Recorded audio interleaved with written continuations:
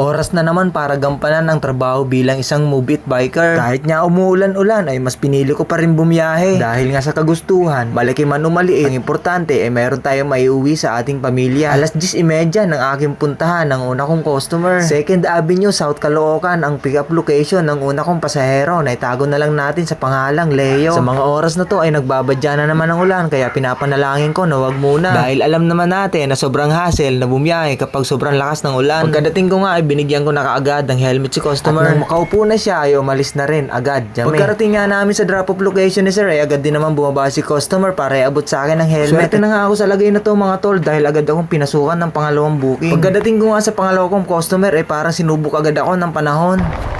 Hello? Kayo ba yun ma'am? Diyan o? Papuntang Novaliches?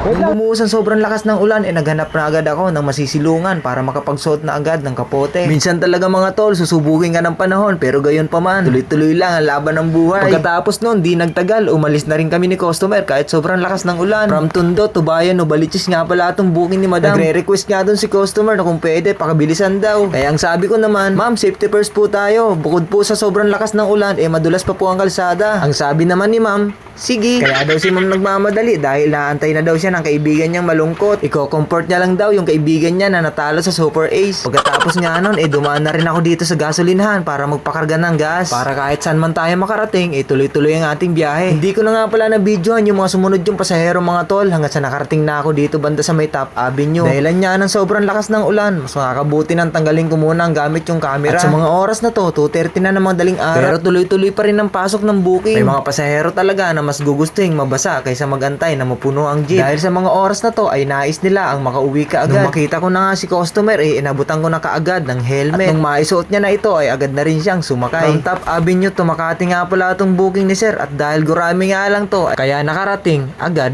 kami. Ilang saglit niya ay pumasok agad ang sumunod na booking. Kaya hindi na ako nagdalawang isip na puntahan kaagad ito. From Malati to Makati naman tong booking ni sir. Pagkadating ko nga ay nabutan ko kaagad ng helmet sa customer. Nais ko pong magbigay ng paalala sa ating mga minamahal na customer. Hindi ko nilalahat. Sana po ay matuto tayong magtapon ng ating pinaghubaran ng hairnet sa tamang basurahan. O kaya naman, lagay na lang natin to sa ating mga bulsa o kaya sa bahag. Sir, akin na sir yung ano yun. Ay, ako na lang magtapon sir.